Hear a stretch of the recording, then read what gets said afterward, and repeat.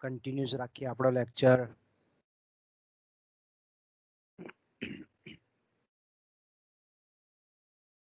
ગઈકાલે આપણે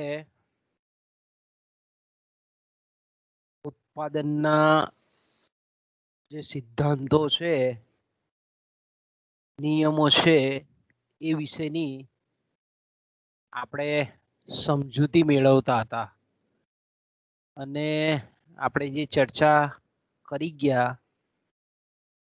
તેમાં ખાસ કરીને મેં કીધું તેમ કે ઉત્પાદનના જે કંઈ પણ સિદ્ધાંતો છે અથવા તો જે નિયમો છે એને લો ઓફ પ્રોડક્શન આપણે કહીએ છીએ. તે આપણે જાણીએ છીએ તે પ્રમાણે કે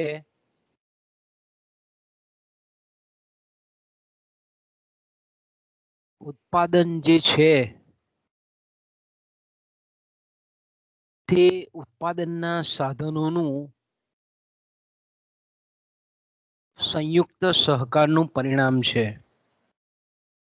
એટલે આપણે ઉત્પાદનની પણ જ્યારે પણ વાત કરીએ આપણે ત્યારે પહેલા તો આપણને ઉત્પાદનનો અર્થ મગજમાં એકદમ ક્લિયર હોવો જોઈએ કે ઉત્પાદન એટલે શું. તો કે ભાઈ ઉત્પાદનના સાધનો જમીન છે, મૂડી છે, શ્રમ છે, નિયોજન શક્તિ છે, એને જ્યારે સંયોજવામાં આવે અને ત્યારે આપણે જાણીએ છીએ તે પ્રમાણે કે કાચા માલમાંથી તૈયાર માલમાં રૂપાંતર કરવામાં આવતું હોય, એટલે કે આપણે બીજા અર્થમાં જો કહીએ તો દૃષ્ટિગુણમાં વધારો કરવામાં આવતો હોય કોઈ પણ વસ્તુના, અથવા તો કોઈ પણ વસ્તુના મૂલ્યમાં વૃદ્ધિ કરવામાં આવતી હોય, તો તેવી પ્રક્રિયાને અંતે પ્રાપ્ત થતી જે નીપજ છે ઉત્પાદન પ્રોડક્શન કહીએ છીએ. ગુજરાતીમાં એને પેદાશ તરીકે પણ આપણે ઓળખીએ છીએ. તો સામાન્ય રીતે આપણે ગયા પીરિયડમાં જોઈ ગયા કે ઉત્પાદનના સાધનોનું સંયોજન છે તેમાં ફેરફાર કરી શકાય છે. ઉત્પાદનના જે સાધનો છે એ અમુક મર્યાદિત પ્રમાણમાં એકબીજાની અવેજીની શક્યતા પણ ધરાવે છે અને એ અન્વયે આપણે જોયું તે પ્રમાણે કે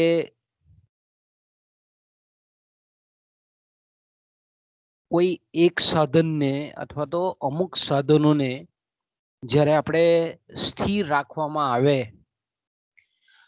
અને અન્ય સાધનોનો જો આપણે ઉમેરો કરવામાં આવે, વધારો કરવામાં આવે, તો કુલ ઉત્પાદનમાં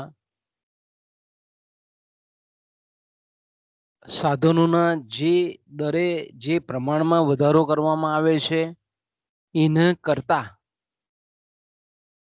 સવિશેષ દરે ઉત્પાદનમાં વધારો થતો હોય તો તેને આપણે વધતી પેદાશ અથવા તો ઘટતા જતા ખર્ચનો નિયમ, ઉત્પાદનની નિયમ તરીકે ઓળખીએ છીએ. જે દરે અમુક સાધનોને સ્થિર રાખવામાં આવે અને અન્ય સાધનોમાં જે દરે વધારો કરવામાં આવે તે જ દરે જો કુલ પેદાશ કે કુલ ઉત્પાદનમાં વધારો થતો હોય તો તેને આપણે સ્થિર પેદાશ અથવા તો સ્થિર વળતરનો નિયમ અથવા તો એને આપણે કહીએ છીએ સ્થિર ખર્ચના નિયમ તરીકે ઓળખીએ છીએ. અને ત્રીજી જે ઉત્પાદનને લગતી ઉત્પાદનનો જે ત્રીજો નિયમ છે અગત્યનો એ છે અમુક સાધનોને સ્થિર રાખવામાં આવે અને અન્ય સાધનોનો જો વધારો કરવામાં આવે તો અમુક ચોક્કસ બિંદુ પછી જે દરે સાધનમાં વૃદ્ધિ થાય છે એના કરતા ઓછા દરે કુલ ઉત્પાદનમાં વૃદ્ધિ થાય છે. એટલે આપણે એને ઘટતી પેદાશ અથવા તો વધતા જતા ખર્ચનો નિયમ આપણે કહીએ છીએ. એની આપણે ગયા પીરિયડમાં ચર્ચા કરી ગયા. પછી આપણે ઉત્પાદન વિધેય એની પણ આપણે ચર્ચા કરી ગયા કે જેને આપણે સાધન ઉત્પાદન સંબંધ તરીકે પણ દર્શાવીએ છીએ કે આપેલા સાધનો અને ટેકનોલોજીએ મહત્તમમાં મહત્તમ ઉત્પાદન કઈ રીતે પ્રાપ્ત કરી શકાય એ સમજાવતું ઉત્પાદનના સાધનો અને ઉત્પાદન આ બેના પરસ્પર આંતર સંબંધ ધરાવતું જે વિધેય છે તેને આપણે ઉત્પાદન વિધેય કહીએ છીએ. ઉત્પાદન વિધેયમાં પણ આપણે જોયું તે પ્રમાણે વધતા વળતરનું ઉત્પાદન, સ્થિર વળતરનું ઉત્પાદન વિધેય, ઘટતા વળતરનું ઉત્પાદન વિધેય, આ રીતે આપણે એની પણ ચર્ચા કરી ગયા. પછી આપણે કુલ ઉત્પાદન અથવા તો પેદાશ અંગેના જે ખ્યાલો હતા તેની પણ આપણે ચર્ચા કરી ગયા કે કુલ પેદાશ એટલે અન્ય સાધનોનું પ્રમાણ યથાવત રાખવામાં આવે ને જ્યારે કોઈ એક અથવા તો અમુક સાધનોના એકમો દ્વારા જે ઉત્પાદન થતું હોય તેને આપણે કુલ ઉત્પાદન કહીએ છીએ. શરૂઆતમાં આપણે એમ કહીએ છીએ કે સાધનના પ્રમાણમાં જેમ જેમ વધારો કરવામાં આવે તેમ તેમ ઉત્પાદન વધતા દરે થાય છે અને પછી આપણે જોઈએ છીએ તે પ્રમાણે કે અમુક બિંદુ પછી એમાં ઘટાડો થાય છે. એ જ રીતે આપણે સરેરાશ ઉત્પાદન, સરેરાશ પેદાશ કે કુલ છેદમાં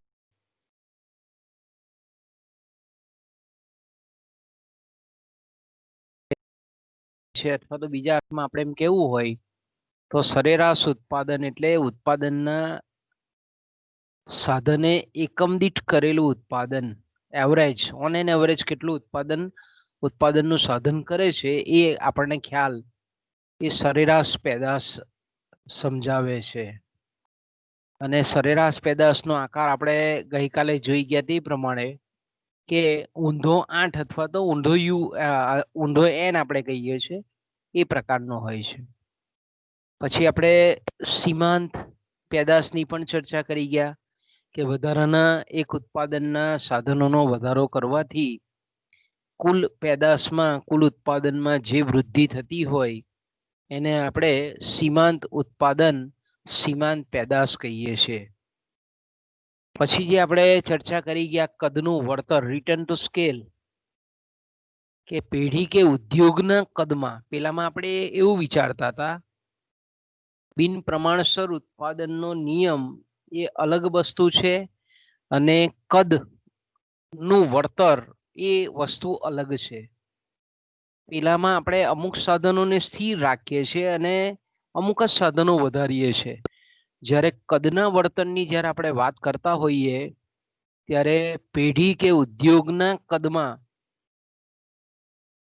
ફેરફાર કરવામાં આવે છે અને એટલે પેઢી કે ઉદ્યોગનું કદ વધારવામાં આવે ક્યાં ઘટાડવામાં આવે તો એને લીધે ઉત્પાદન પર કેવી અસર થાય છે એની અહીંયા આપણે સમજ મેળવવાની છે.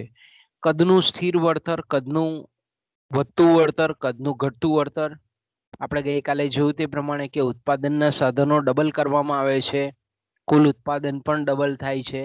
એટલે સીમાંત ઉત્પાદન અને સરેરાશ ઉત્પાદન એક સમાન હોય છે. પછી આપણે જોયેલું હતું કદનું વધતું વળતર કે ઉત્પાદનના સાધનોના પ્રમાણમાં જે દરે વધારો કરવામાં આવે છે એના કરતા સવિશેષ દરે જ્યારે ઉત્પાદનમાં વધારો થતો હોય તો તેને આપણે કદનું વધતું વળતર કહીએ છીએ. અને તેના મુખ્ય જે બે કારણો છે સાધનોની અવિભાજ્યતા, શ્રમ વિભાજન અને વિશિષ્ટીકરણને લીધે કદનું વધતું વળતર કે જેને આપણે ઘટતા જતા ખર્ચ કહીએ છીએ તે પ્રાપ્ત થાય છે. એની પાછળના બે જવાબદાર કારણો છે. કે જેમ જેમ આપણે કદ વધારીએ છીએ તેમ જે ટૂંકા ગાળામાં અવિભાજ્ય સાધનો છે તેનો કદ વધતાની સાથે ઉપયોગ શક્ય બને અને પરિણામ સ્વરૂપ સરેરાશ ખર્ચ એ જે છે તે નીચો આવે. એટલે આપણે એમ કહી શકીએ કે પહેલા જેટલું જ ઉત્પાદન મેળવવા માટે ઉત્પાદનના સાધનોનો વ્યય ઓછો થાય છે. તો એ બે કારણોને લીધે છે, સાધનોની અવિભાજ્યતા અને શ્રમ વિભાજન અને વિશિષ્ટીકરણને લીધે. પછી આપણે જોયેલું હતું કદના ઘટતા વળતર.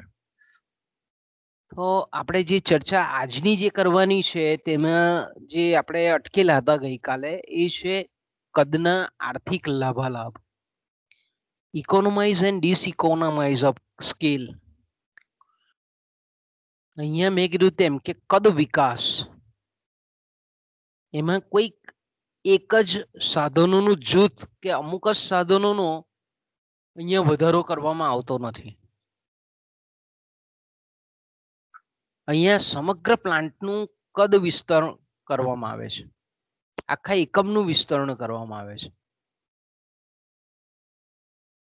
એટલે આપણે એમ કહી શકીએ કે જ્યારે પણ કોઈ પણ પેઢીના પ્લાન્ટનું કદ વિસ્તાર કરવામાં આવે. કદ વિસ્તાર એટલે આપણે જાણીએ છીએ બીજા હાથમાં કહીએ તો ઉત્પાદન શક્તિ, બરાબર. એને આપણે જઈએ તો એની જે ઉત્પાદન શક્તિ છે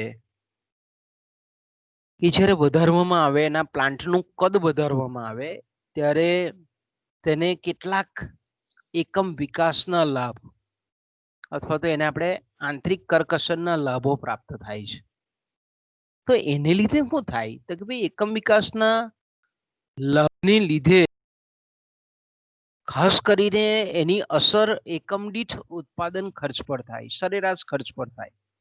એટલે એકમ દીઠ સરેરાશ ખર્ચ ઘટે, પણ અમુક બિંદુ પછી પણ જો પ્લાન્ટનું કદ વધારવામાં આવે તો એકમ વિકાસના ગેરલાભ મળવાના શરૂ થાય. એટલા માટે અહીંયા આપણે હેડિંગ આપેલું છે કદના આર્થિક લાભાલાભ. લાભ અલાભ આપણે સંધિ છૂટી પાડીએ તો એટલે ફાયદા અને ગેરફાયદા. તમને પરીક્ષામાં બે રીતે પૂછે, આ રીતે પણ શબ્દ પ્રયોગ કરે, કદના આર્થિક લાભાલાભની ચર્ચા કરો, કદના આર્થિક ફાયદા અને ગેરફાયદાની ચર્ચા કરો, અથવા તો આંતરિક વિકાસના ફાયદા અને ગેરફાયદાની વિગતે સમજૂતી આપો,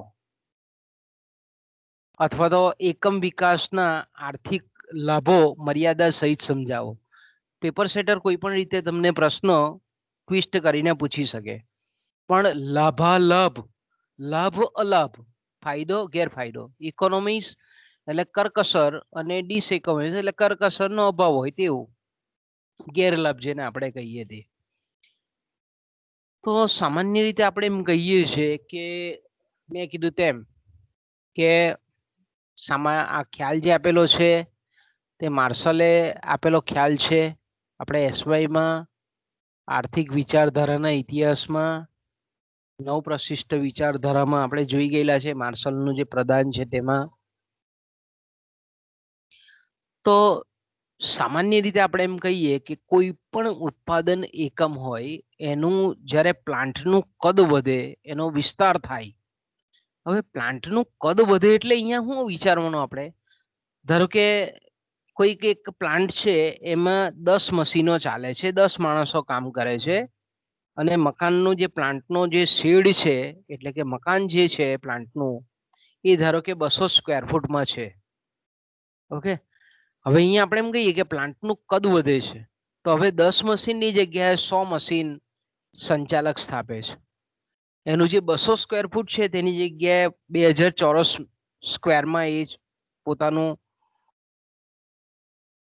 એકમ સ્થાપે છે. 10 મશીન 10 શ્રમિકોની જગ્યાએ એ 100 જેટલા શ્રમિકોને કામ પર લગાડે છે. પછી એ 1 ટન કાચો માલ સામાન વાપરતો તો એની જગ્યાએ 50 ટન કાચો માલ સામાન વાપરે છે. તો આપણે એમ કહીએ કે પ્લાન્ટનું કદમાં વધારો થયો એટલે બીજા અર્થમાં આપણે એમ કહીએ કે સમગ્ર સ્થિર સાધનો અને અસ્થિર સાધનો બંનેમાં વૃદ્ધિ કરવામાં આવે છે. બીજા અર્થમાં આપણે શું કહીએ છીએ એનું એકમનો વિકાસ, સમગ્ર એકમનો વિકાસ. તો સામાન્ય રીતે આપણે એમ કહીએ કે ભાઈ એકમનો વિકાસ જ્યારે કરવામાં આવે છે, હવે અહીંયા બે વસ્તુ ઘણી વખત તમને બધાને કન્ફ્યુઝિંગમાં મૂકે કે આંતરિક કરકસરો અને બાહ્ય કરકસરો. તો કે આંતરિક કરકસરો એટલે આપણે જાણીએ છીએ તેમ કે એક પેઢીનું કદ વધે, એક પેઢીના એક પ્લાન્ટનું કદ વધારવામાં આવે. ઓકે, તો એને લીધે મળતા જે લાભો છે તેને આપણે એકમ વિકાસના લાભો ક્યાં તો આંતરિક કરકસરના લાભો કહીએ છીએ. અને બીજા જે લાભો માર્શલે બતાવેલા છે તે સમગ્ર ઉદ્યોગનો વિકાસ થવાથી પેઢીને પ્રાપ્ત થતા લાભો. એ બે વચ્ચેનો મેઇન ડિફરન્સ બરાબર સમજો. આંતરિક કરકસર એટલે કોઈ એક પેઢીના પ્લાન્ટનું કદ વિસ્તારવામાં આવે, એની ઉત્પાદન શક્તિ વધારવામાં આવે. તો એને પરિણામ સ્વરૂપ જે પેઢીનો સરેરાશ ખર્ચ છે, એકમ દીઠ ખર્ચ છે, તેમાં જે ઘટાડો થાય તો તેને આપણે એકમ વિકાસના લાભો કહીએ છીએ, એને આંતરિક કરકસરો કહીએ છીએ. એને પેઢી વિકાસના લાભો પણ કહેવામાં આવે છે. તો સામાન્ય રીતે આપણે એમ કહીએ કે એકમ વિકાસના લાભ એટલે બીજા અર્થમાં જો આપણે એમ કેવું હોય તો કે પેઢી કક્ષાએ જ્યારે મોટા પાયા પર ઉત્પાદન કરવાથી જે લાભો પ્રાપ્ત થાય તેને આપણે આંતરિક કરકસરના લાભો કહીએ છીએ. હવે આમાં પેઢી પોતાના જ પ્રયત્નથી આ કરે છે. જો આ લાભો એ કઈ રીતે પ્રાપ્ત કરે છે તો કે પોતાનો એટેમ્પ્ટ હોય, એના પ્રયત્નને લીધે જ આ લાભનું સર્જન થાય. એટલા માટે આ લાભનો સમગ્ર યશ પણ પેઢીને જ ફાળે જાય. યશ અને એનો જે હિસ્સો છે, લાભ છે, તો લાભ લઈને એ પેઢીને જ પ્રાપ્ત થાય, બીજા કોઈ એકમને પ્રાપ્ત નહીં થાય.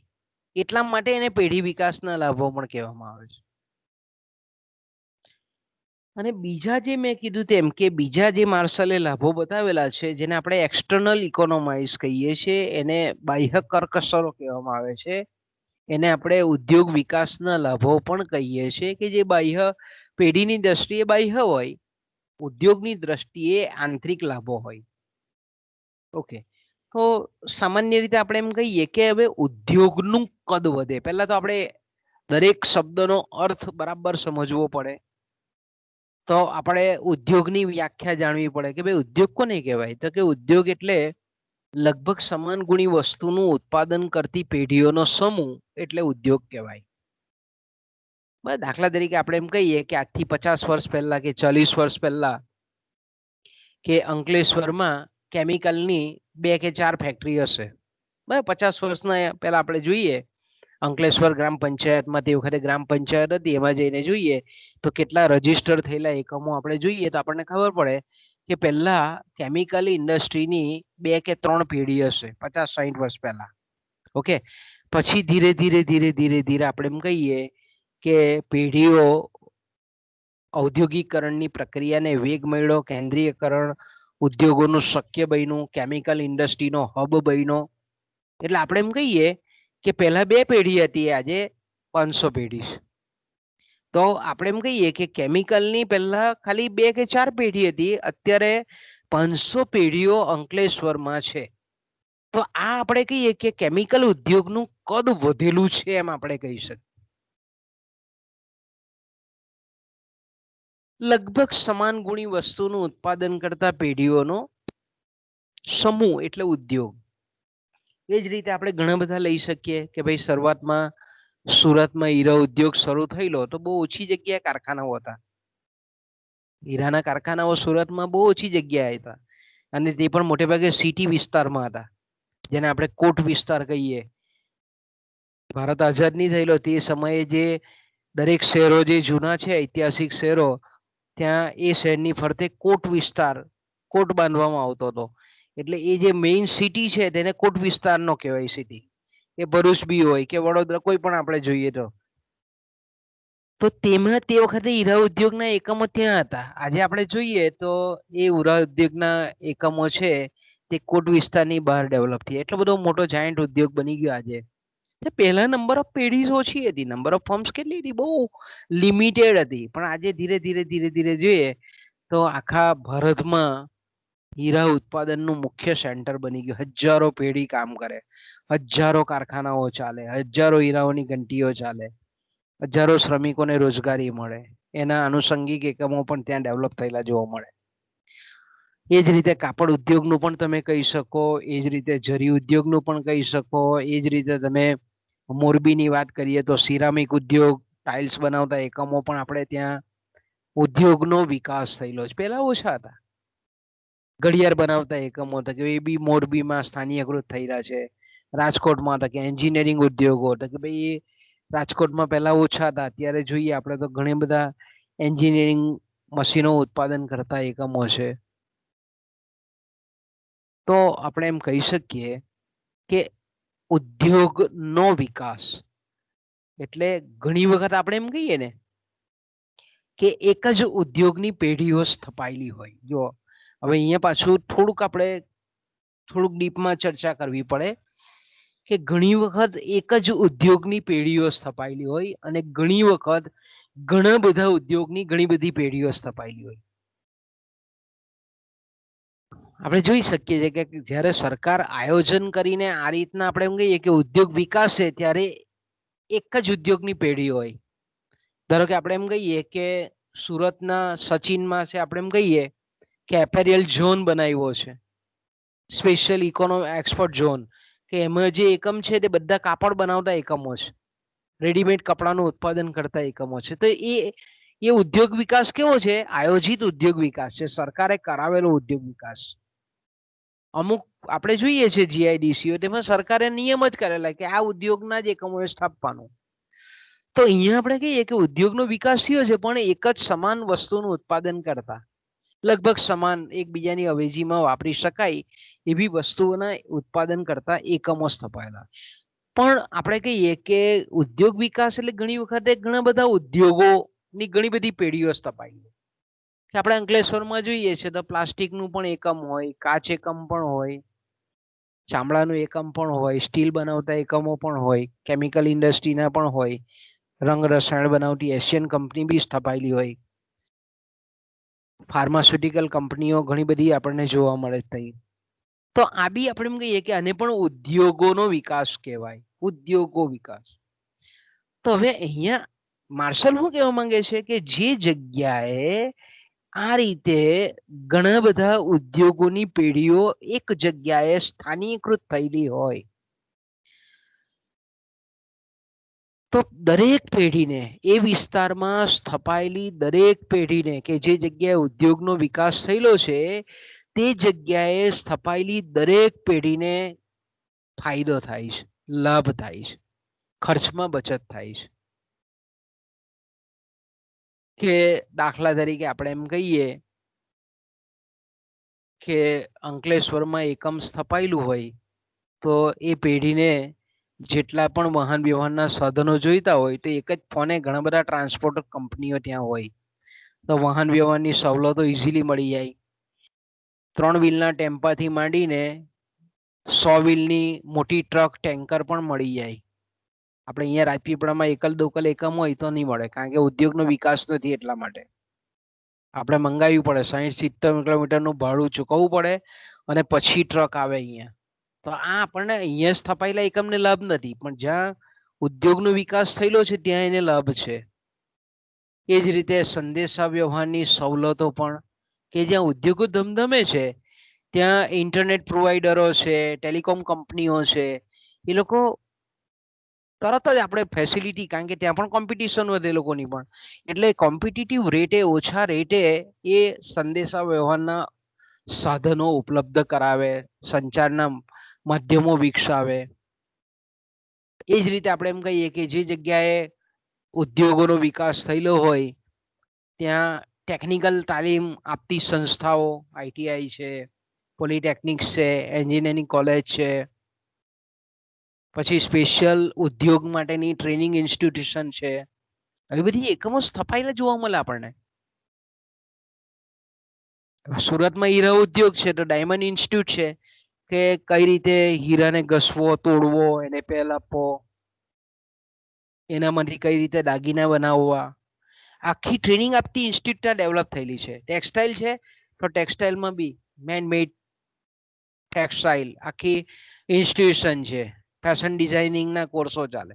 તો આપણે એમ કહીએ કે આવી ટેકનિકલ તાલીમ આપતી ઘણી બધી સંસ્થાઓ જે જગ્યાએ ઉદ્યોગ કે ઉદ્યોગોનો વિકાસ થયેલો હોય ત્યાં આવી સંસ્થાઓની સુવિધા પણ દરેક પેઢીને મળે છે.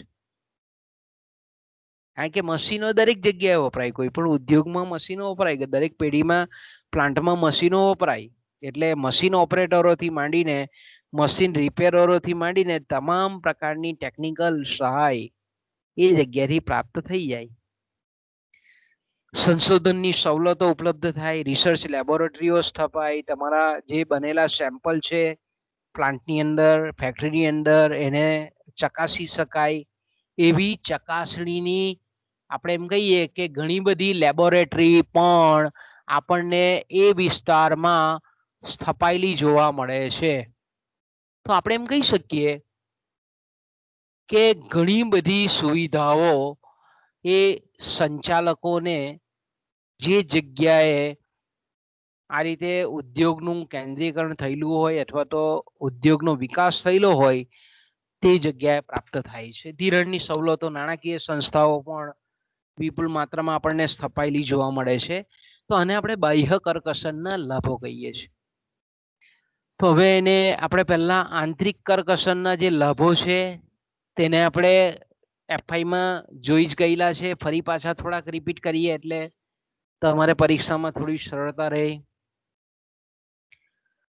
તો પહેલા જે મેં કીધું તેમ કે કોઈ એક પેઢીનું કદ વિસ્તરે, એક્સપાન્શન થાય, કદમાં વધારો થાય, પ્લાન્ટના કદમાં વધારો થાય, ઉત્પાદન શક્તિમાં વધારો થાય, તો તેને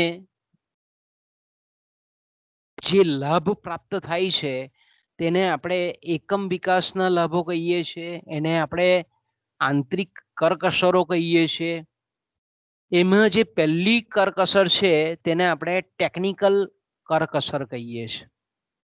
પહેલી જે લાભ થાય છે પેઢીને, કદ વધે તો પ્લાન્ટનું કદ ના, એટલે અહીંયા આપણે સતત મગજમાં તુલના કરતા રહેવાની કે ભાઈ નાના કદનું પ્લાન્ટ હોય કે નાનો કદની પેઢી હોય તો તેવા સંજોગોમાં એને આ લાભ નથી મળતા, પણ મોટા કદની પેઢીને કે મોટા કદના પ્લાન્ટને આના લાભ મળે છે.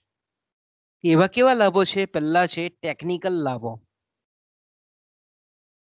તો ટેકનિકલ લાભો પાછા આપણે એમ કહીએ કે 6 પ્રકારના લાભો છે, 5 કે 6 પ્રકારના લાભો છે. ઓકે, ટેકનિકલ લાભો છે તે. તો કે પહેલું તો આપણે એમ કહીએ કે સૂક્ષ્મ શ્રમ વિભાજન, micro labour division, labour of division આપણે કહીએ, માઇક્રો લેવલનું, અતિ નાનામાં નાનું આપણે એમ કહીએ ને. અને વિશિષ્ટીકરણના લાભ મળે. કારણ કે આપણે જાણીએ છીએ તેમ કે જેમ કદનું વિસ્તરણ થાય, પેઢીનું કદ વધે, પ્લાન્ટનું કદ વધે, એટલે એનો મતલબ એવો થાય કે હવે પેઢી પહેલા કરતા મોટા પાયા પરનું ઉત્પાદન કરવા માંગે છે. એટલે આપણે એમ કહી શકીએ કે મોટા પાયા પર ઉત્પાદન થાય એટલે ઉત્પાદનની જે પ્રક્રિયા છે એ ઉત્પાદનની પ્રક્રિયાને નાની નાની સબ અથવા તો પેટા પ્રક્રિયાઓમાં વિભાજિત કરી શકાય.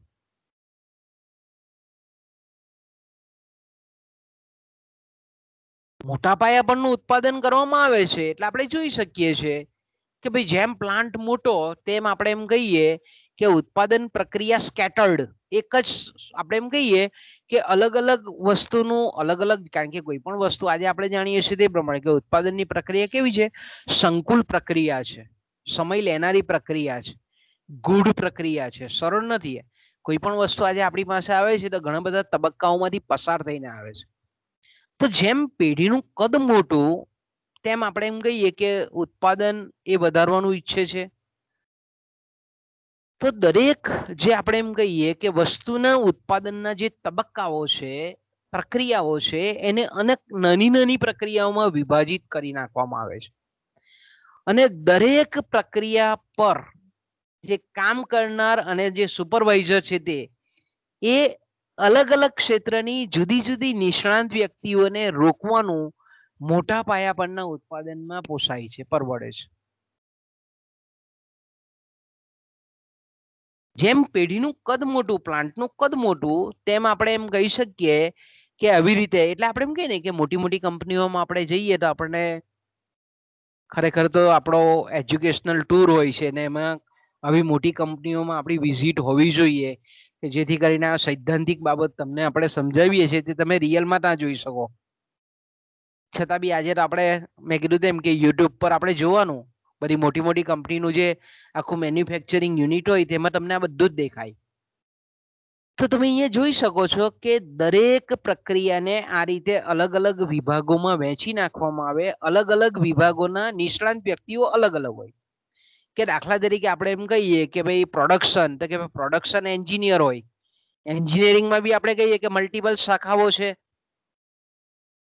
તો કે ભાઈ પ્રોડક્શનના સ્પેશિયલ જે એન્જિનિયરો છે એ વિભાગ પર મૂકી શકાય. એકાઉન્ટિંગ સેક્શન હોય, મોટા કદનું એકમ હોય તો સીએ થયેલા હોય કે પછી એમકોમ થયેલા હોય કે સ્પેશિયલ એકાઉન્ટિંગને ભણેલા જે નિષ્ણાંત વ્યક્તિઓ છે તેને રોકવામાં આવે. એ જ રીતે સેલ્સ વિભાગ હોય તો કે સેલ્સ વિભાગ પર આપણે એમ કહીએ કે જે એમબીએ થયેલા હોય, સેલ્સમાં જે માસ્ટર હોય, માર્કેટિંગમાં જે હોશિયાર હોય એવા વ્યક્તિઓને રોકવામાં આવે. તમામ બાબતો, તમામ એકો એક, એડવર્ટાઇઝમેન્ટ તો કે એડવર્ટાઇઝનો આખો ડિપાર્ટમેન્ટ જુદો હોય, પેકિંગ વિભાગ તો કે પેકિંગ વિભાગના બધા સુપરવાઇઝરો નિષ્ણાંત વ્યક્તિઓ જુદા હોય, ફાઇનાન્સ તો કે નાણાકીય બાબતોના નિષ્ણાંત વ્યક્તિઓ અલગ અલગ હોય. તો આપણે એમ કહીએ કે મોટા કદના એકમોમાં શક્ય બને, નાના કદમાં નથી બનતું. નાના કદમાં આપણે જોઈએ છીએ કે નાના કદનો પ્લાન્ટ હોય તો એક જ માણસ બધું કામ કરતો હોય. એટલે આપણે એમ કહીએ કે મોટા કદમાં આ રીતે શ્રમ વિભાજન, એને આપણે માઇક્રો લેવલનું કહીએ, નાનામાં નાની પ્રક્રિયા પર સ્કિલ ધરાવતો, કુશળ ધરાવતો વ્યક્તિ એના પર કામ કરતો હોય. તો એટલે આપણે એમ કહીએ કે એનો ફાયદો શું થાય, તો કે ભાઈ આ રીતે આપણે એમ કહીએ કે ફાયદો તો એ થાય કે ભાઈ દરેક કુશળ વ્યક્તિને પોતાને મનગમતા સેક્શન પર કે વિભાગ પર કે એના પર મૂકવામાં આવે તો સ્વાભાવિક છે કે ઓછા ખર્ચે ઝડપી અને પેઢીને ફાયદો થાય એવું કામ કરતો હોય માણસ. બીજું આપણે જોયું તે પ્રમાણે કે દરેક નાનીમાં નાની પ્રક્રિયા માટે, નાનામાં નાની પ્રક્રિયા માટે આપણે જોઈ શકીએ છીએ કે ભાઈ નાનો આપણે દુકાનદાર હોય, બરાબર, પ્રોવિઝન સ્ટોરની ખાલી વાત કરીએ આપણે, પ્રોવિઝન સ્ટોર હોય આપણે જોઈએ છીએ કે ભાઈ એને જ્યારે પેકિંગ કરવાનું હોય તો ખાસો ટાઈમ નીકળી જાય, પણ મોલમાં આપણે જઈએ તો ફટાક દઈને તરત જ મશીન જ હોય એના. એટલે નાની નાની પ્રક્રિયા પર યંત્ર ગોઠવેલા હોય અને એ સહેલાઈથી વસાવી બી શકાય. અને બીજું આપણે એમ કહીએ કે એકની એક પ્રક્રિયા પર સતત કામ કરવાને લીધે એડમ સ્મિથ કહે છે તેવી રીતે કે ભાઈ જો શ્રમ વિભાજન અને વિશિષ્ટીકરણ કરવામાં આવે તો એક જ પ્રક્રિયા પર શ્રમિક કાયમ કામ કરતો હોય એટલે એને ટેકનોલોજી વિશેના નવા વિચારો આવે, કઈ રીતે એનો સમય ઓછામાં ઓછો બગડે તેનો વિચાર આવે, કઈ રીતે ઓછામાં ઓછી શક્તિનો વ્યય થાય એવું ઈચ્છે. એટલે શ્રમિકની કાર્યક્ષમતા વધે શ્રમ વિભાજન કરવાને લીધે. નવીન સુધારણા વધારા, નવ પ્રવર્તનો શક્ય બને, સંશોધન થાય અને એનું પરિણામ શું આવે કે ઉત્પાદનના તમામ સાધનોની કરકસર થાય, સસ્તું અને સારું ગુણવત્તાયુક્ત વિપુલ ઉત્પાદન શક્ય બને. તો આ પહેલો ટેકનિકલ કરકસરનો લાભ. એની બધાની અસર આપણે એમ કહીએ કે એકમ દીઠ જે શ્રમ ખર્ચ છે એ ઘટતો જાય, ઉત્પાદન ખર્ચમાં ઘટાડો થાય. બીજો આપણે ટેકનિકલ ફાયદો છે મોટા યંત્રો અને અન્ય જે અવિભાજ્ય સાધનોનો લાભ પ્રાપ્ત થાય.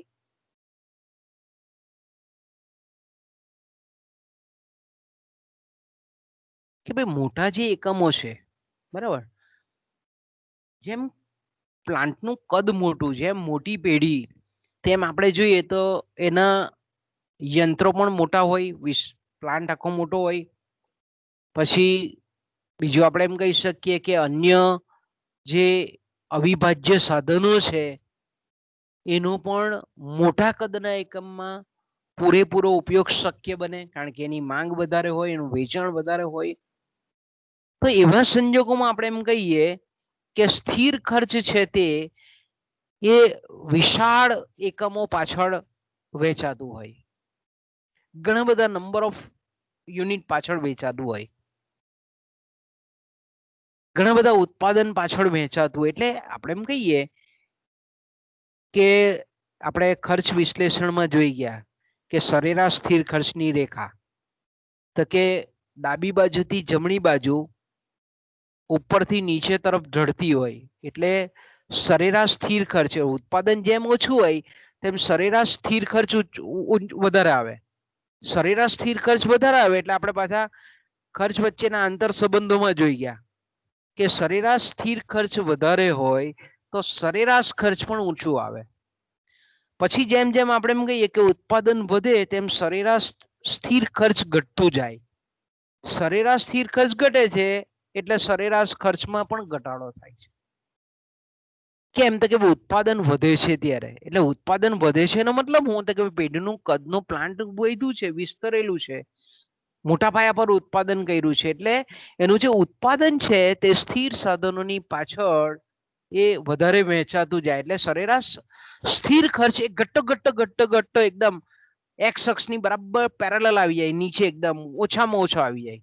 જેમ ઉત્પાદન, એટલે આપણે એમ કહીએ કે મોટા કદના જે એકમો છે એનો સરેરાશ ખર્ચ બહુ ઓછો હોય.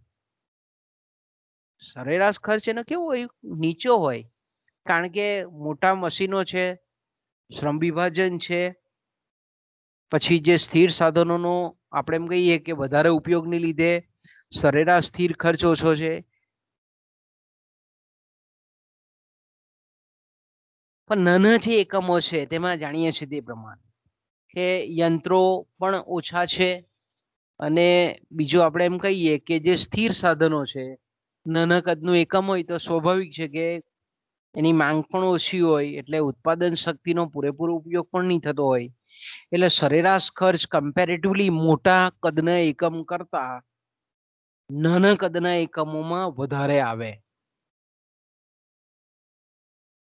બીજું આપણે જાણીએ છીએ તે પ્રમાણે કે જેમ પેઢીનું કદ મોટું, પ્લાન્ટનું કદ મોટું, તેમ કેટલાક મોટા પાયા પરના જે અવિભાજ્ય સાધનો છે તેને કામે લગાડી શકાય છે અને એ સાધનોનો ઉપયોગ કરી શકાય છે, એનો લાભ લઈ શકાય છે. દાખલા તરીકે આપણે એમ કહીએ કે કોમ્પ્યુટરો છે, પછી જેને આપણે માર્કેટના તજજ્ઞ એડવાઇઝર કહીએ છીએ, કન્સલ્ટન્ટ કહીએ છીએ. ફી બહુ ઓછી હોય એ લોકોની, પણ સલાહ બહુ પાવરફુલ હોય એ લોકોની. હવે આપણે બજારમાં રિયલ બજારમાં જોઈએ છે કે સલાહ આપે, કંપનીઓને સલાહ આપે, અને કંપનીઓનું પાલન કરે તો ઘણા બધા નાણાં એને કંપનીને ફાયદો થાય. પણ એની ફી કેવી હોય? બહુ ઓછી હોય. આવા જે નિષ્ણાંત સલાહકારો છે તે. બીજું આપણે એમ કહીએ કે મોટા વિશાળકાય આધુનિક મોડર્ન જે ઓટોનોમિક આપણે કહીએ કે મશીનો છે, આવા બધા સાધનો કેવા છે? અવિભાજ્ય પ્રકારના સાધનો છે. અને બીજું કે આ સાધનો જે છે તે કોસ્ટલી છે, ખર્ચાળ છે. એની પાછળ ઘણા બધા નાણાં રોકવા પડે, ઘણું બધું મૂડીરોકાણ માંગે છે.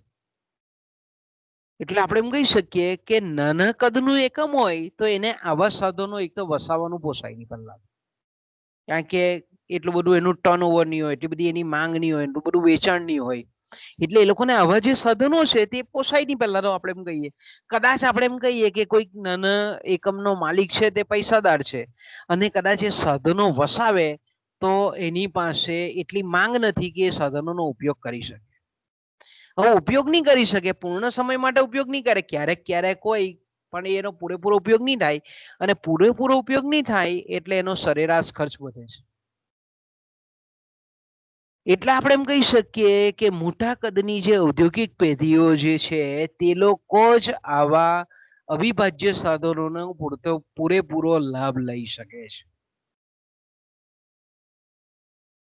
ત્રીજો જે ટેકનિકલ કરકસર છે એ છે મોટા કદની પેઢીઓને તેમની મુખ્ય પેદાશ માટે જોઈતા જે સ્પેર પાર્ટ છે, છૂટા ભાગો છે, અને અન્ય સામગ્રી જે છે એ સામગ્રી બહારથી ખરીદી કરવાની રહેતી હોતી નથી, પણ એના બદલે પોતાને ત્યાં જ એનું ઉત્પાદન કરી શકે છે. બરાબર. અને તે પણ આપણે એમ કહીએ કે તે પણ ઓછા ખર્ચે ઉત્પાદન કરી શકે છે. બરાબર. મોટી મોટી કંપનીઓ આપણે જોઈએ છે કે બજારમાં મારુતિ સુઝુકી છે કે પછી હોન્ડા છે, આવી બધી કંપનીઓ કેવી છે, બહુ મોટી મોટી કંપનીઓ છે, મલ્ટીનેશનલ કંપનીઓ છે કે એ શું કરે છે એને પાર્ટ જોઈ દે એ પોતાના પ્લાન્ટમાં જ બનાવી શકે. એની પાસે બધા જ મશીનો હોય કારણ કે કદ મોટું છે, મોટા વિશાળ એની ઉત્પાદન શક્તિ છે. એટલે એને જે પાર્ટ્સની જરૂર હોય એ પાર્ટ્સનું ડિઝાઇનિંગ કરી, કારણ કે બધું જ છે એની પાસે, કોમ્પ્યુટર છે, હાઈફાઈ ટેકનોલોજી વાળા મશીનો છે, હાઈફાઈ નિષ્ણાંત કારીગરો છે, એન્જિનિયર્સ છે, કામ કરનારા, લેથ પર કામ કરનારા છે, વેલ્ડરો છે, બધા જ એની પાસે છે. તો આવા જે મોટા કદનું એકમ છે તે શું કરે, બહારથી પાર્ટ્સ નહીં ખરીદે પણ પોતાની ફેક્ટરીની અંદર જ પોતે જે વસ્તુ બનાવે છે એમાં જે જરૂરિયાત છે એ પ્રકારની વસ્તુ એ પોતે બનાવી દે છે. એટલે એને એની પડતર કિંમત જે છે, એનો સરેરાશ ખર્ચ છે તે કેવો છે, નીચો મળે, નીચા ઉત્પાદન ખર્ચે મેળવી શકે વસ્તુ. આપણી ચોપડીમાં બોક્સમાં આપેલું છે કે ભાઈ હીરો કંપનીની સાયકલ છે, તો હીરો કંપનીના ઉત્પાદકો છે, હીરો કંપની મોટી છે આપણે જાણીએ તે પ્રમાણે, બહુ જૂની અને જાણીતી કંપની છે. પહેલા સાયકલ બનાવતી હતી, હવે બાઇકમાં પણ ઉત્પાદન કરે છે. તો અહીંયા આપણે જોઈ શકીએ છીએ કે એને જે જરૂર છે પાર્ટ્સના, સાયકલના પાર્ટ્સ હોય કે બાઇકના પાર્ટ્સ હોય, એ પોતાની જાતે એ બનાવી શકે છે. તો અલ્ટિમેટલી આપણે એમ કહીએ કે બહારથી લાવવામાં અને પોતાનું ઉત્પાદન કરવામાં એમાં ફેર હોય છે, કારણ કે આનું વેચાણ વધારે હોય. મોટા કદની પેઢી હોય એનું સેલિંગ વધારે હોય, માંગ વધારે હોય. તો એને લીધે આપણે એમ કહી શકીએ કે એને પોતાના જ એકમમાં, પોતાના જ પ્લાન્ટની અંદર એ ઉત્પાદન કરવું એ કેવું હોય છે,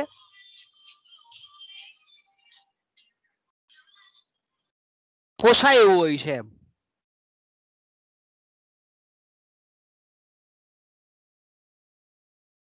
બીજું આપણે એમ કહીએ કે ટેકનિકલ કરકસરમાં આપણે એમ કહી શકીએ કે જેમ મોટા કદની પેઢી હોય, બરાબર, જેમ મોટા કદની પેઢી હોય તેમ આપણે જાણીએ છીએ તે પ્રમાણે કે ઉત્પાદનની પ્રક્રિયા દરમિયાન મેઇન વસ્તુ જે બનાવતી હોય એની સાથે સાથે કેટલીક બાય પ્રોડક્ટ, જેને આપણે આડ પેદાશ કહીએ છીએ, એ આડ પેદાશ નો પણ એ ઉપયોગ કરે છે, અન્ય વસ્તુ બનાવે છે, અને એ રીતે આપણે એમ કહીએ કે સરેરાશ ખર્ચ એ ઘટાડી શકે છે. ધારો કે આપણે એમ કહીએ કે સુગર ફેક્ટરી છે, બરાબર, તો સુગર ફેક્ટરી આપણે જાણીએ છીએ તે પ્રમાણે કે શેરડીમાંથી ખાંડ બનાવે છે. તો શેરડીમાંથી ખાંડ બનાવે છે તો આપણે જોઈએ છે કે જ્યારે ઉત્પાદનની પ્રક્રિયા હાથ ધરાય ત્યારે શેરડીના જે કૂચા છે એમાંથી સુગર ફેક્ટરી ફર્ટિલાઇઝર બનાવે છે. જ્યારે આપણે એમ કહીએ કે શેરડીના રસમાંથી ખાંડ બનાવે છે ત્યારે મોલાસીસ છૂટો પડે કે જે ડિસ્ટિલરી ઇન્ડસ્ટ્રીમાં વપરાય. એ જ રીતે એ જ સુગર જ્યારે બનાવવાની પ્રોસેસ ચાલતી હોય ત્યારે ઇથેનોલ પણ બને છે. જો વસ્તુ એક ખાંડ જ નથી બનતી પણ બીજી ઘણી બધી આડ પેદાશો બનતી હોય, તો એનો ઉપયોગ આપણે એમ કહીએ કે આવા મોટા કદની પેઢી છે તે એના આધારિત પ્લાન્ટ નાખી એ વસ્તુનો, આડ પેદાશનો ઉપયોગ કરવાની રીતો વિકસાવી અને એનો જે મૂળ વસ્તુનો સરેરાશ ખર્ચ છે તે નીચો લાવી શકે છે. આ ક્યારે શક્ય બને? કદ મોટું હોય તો જ શક્ય બને, અન્યથા બને નહીં.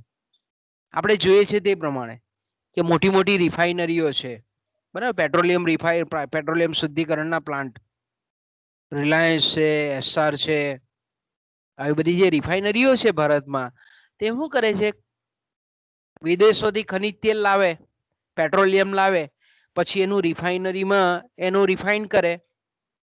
તો આપણે જોઈએ છે કે પેટ્રોલ છૂટું પડે, ડીઝલ છૂટું પડે, કેરોસીન છૂટું પડે, મીણ છૂટી પડે, ડામર છૂટી પડે, પેટ્રોકેમિકલ્સ છૂટા પડે. તો આ બધી આડ પેદાશ છે. મુખ્ય પેટ્રોલ અને ડીઝલ છે, પણ બાકીની જે આડ પેદાશો છે એનું એ પ્રોપર રીતે માર્ગદર્શન, પ્રોપર રીતે એનું મેનેજમેન્ટ કરે છે, સંચાલન કરે છે, એનું વેચાણ કરે છે, એનો ઉપયોગ કરતી ટેકનોલોજી વિકસાવે છે અને ઓલ ઓવર સરેરાશ ખર્ચે ઘટાડી શકે. તો આ મોટા કદનું જે એકમ છે તેને સરેરાશ ખર્ચમાં આ રીતે જે મૂળ વસ્તુ છે એના એકમ દીઠ ખર્ચમાં ઘટાડો થાય છે.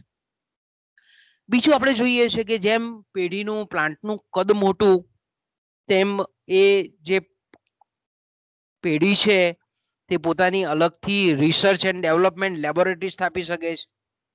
આપણે અંકલેશ્વર બાજુ જોઈએ છે મોટી મોટી જીઆઈડીસીઓમાં એશિયન પેઇન્ટ છે કે ગ્લેક્સો સ્મિથ લાઇન છે. આ બધી કંપનીઓ કેવી છે કે એના પોતાના રિસર્ચ અને ડેવલપમેન્ટના આખા યુનિટો છે.